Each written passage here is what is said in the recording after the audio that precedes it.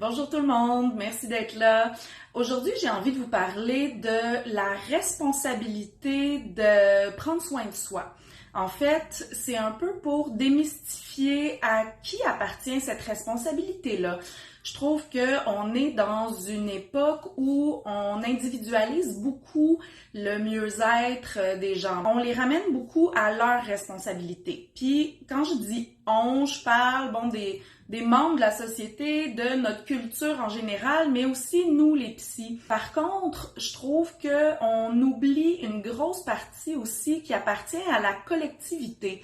Comme j'aime à dire souvent, on est des êtres grégaires, on est des êtres sociaux et la culture dans laquelle on vit influence notre santé mentale, que ce soit notre culture familiale, amicale, scolaire, la culture de la société, tout ça, le pays dans lequel on vit. Et tous ces éléments-là, ça vient influencer aussi notre état de santé mentale, notre bien-être, notre qualité de vie au quotidien.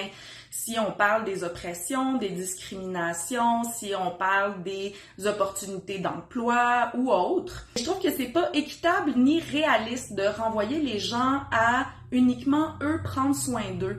Il y a un travail qu'on a à faire collectivement aussi pour s'assurer du bien-être de tout un chacun en fonction de nos capacités et de nos ressources. À un point de vue, par exemple, gouvernemental, mais le gouvernement a aussi des responsabilités à prendre là-dedans. Diminuer, par exemple, les oppressions systémiques pour se sensibiliser par rapport à différents enjeux, pour apprendre à communiquer non violemment. Et moi, j'aurais envie d'inviter les gens à se rappeler que on n'est pas les seuls responsables non plus et que si nos difficultés sont liées à des enjeux plus grands que nous, des enjeux collectifs, des enjeux sociétaux, de se rappeler que le reste des gens et le reste des structures sociales ont aussi un travail à faire qui ne nous appartient pas. Puis de trouver des espaces sécuritaires dans notre vie pour pouvoir prendre soin de nous, mais aussi qu'on prenne soin de nous, que ce soit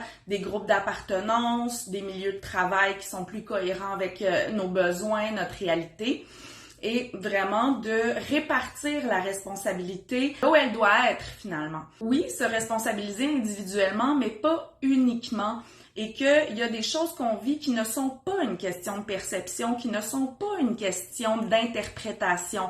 Si moi, je subis du harcèlement sexuel en milieu de travail, c'est pas ma perception qui est en jeu, c'est pas mon interprétation qui est en jeu. Je subis une violence et c'est la structure qui doit me protéger de ça et s'assurer que je travaille dans un milieu sécuritaire. Si je veux faire quelque chose à ce sujet-là, mon milieu doit m'offrir un accompagnement adéquat, des structures adéquates. De se rappeler que la charge nous appartient pas au complet, oui, de faire la partie qui nous appartient et de rendre aux autres aussi ce qui leur appartient.